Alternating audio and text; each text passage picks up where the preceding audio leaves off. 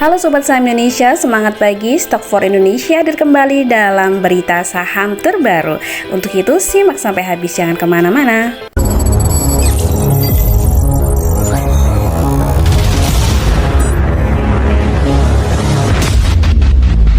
Berita pertama dari Wall Street yang ambrol, cerat penurunan terburuk sejak Maret 2020. Tercatat di hari Jumat kemarin penutupan Dow Jones turun 1,68%, S&P 1,56% minus dan Nasdaq minus 1,7%. Tapi ada kabar baik dari Inggris ya, Inggris lolos dari resesi, ekonomi tumbuh 0,2% di kuartal 2 2022. Dan dari komoditi kita awali dari berita yang menggembirakan, yaitu harga minyak mentah terbang 3%. Hal ini diakibatkan karena potensi pengurangan produksi oleh OPEC. Dari CPO pekan ini ada sinyal bullish ya, jadi semoga saja nih CPO jadi reversal ya, jadi dia berbalik arah ya, karena kemarin sempat turun beberapa hari berturut-turut.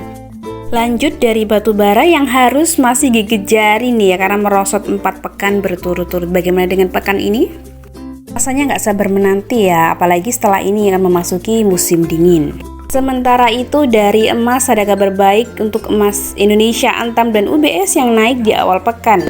Untuk dari IHSG sendiri, yaitu menyambut Oktober, data inflasi menjadi kunci laju IHSG dan hari ini akan ada pengumuman tentang data inflasi. Walaupun pada hari Jumat sempat berhasil ditutup di zona hijau, namun sudah turun 2% jadi pekan kemarin.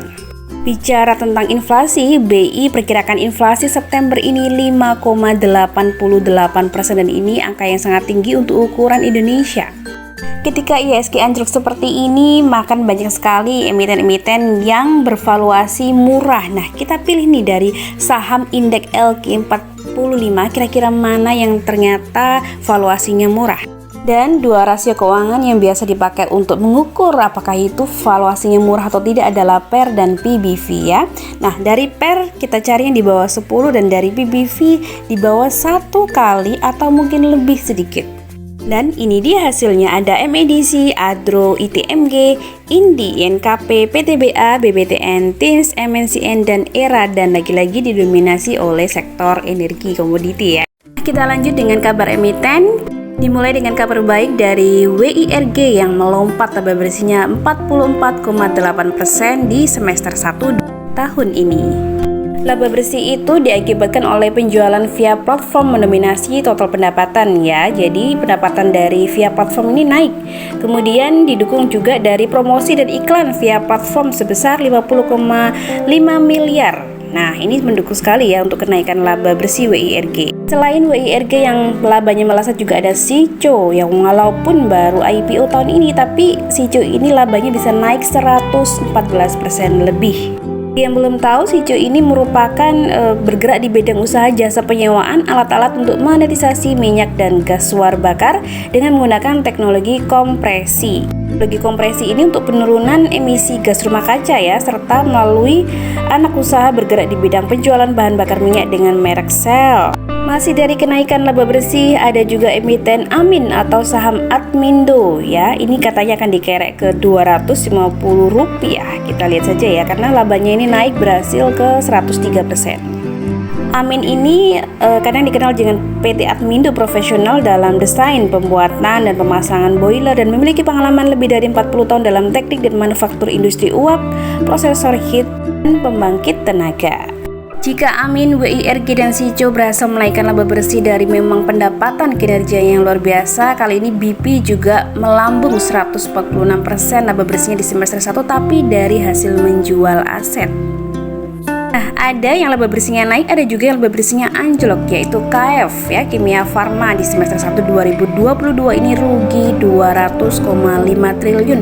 Sudah sahamnya downtrendnya lama, kita berharap ya akan bisa naik gitu ya. Perbaikan kinerja, perbaikan juga harga sahamnya, tapi ternyata masih ada berita buruk, yaitu laba bersihnya anjlok.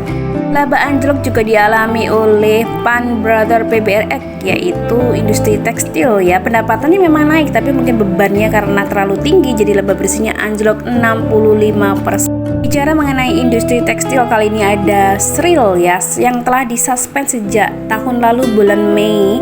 Nah, ini ada perencanaan pembukaan ya, tidak hanya Garuda tapi juga Sril mungkin ada ada peluang, tapi harus memenuhi 3 syarat dari Bursa Efek Indonesia.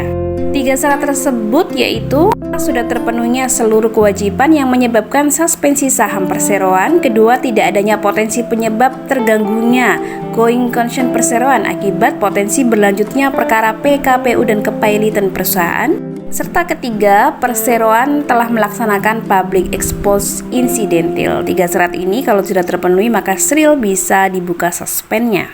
Selanjutnya ada berita dari WMPP, Widodo Makmur Perkasa. Setelah kemarin ada kabar baik yang akan ekspor ya ke Cina ya. Tapi kali ini ada berita yang kurang bagus karena Tumiana kembali lepas 9,7 juta saham WMPP. Lalu ada yaitu pelepasan aset ya dari pengelola IKEA dan Guardian atau Hero yang menilainya 200 miliar.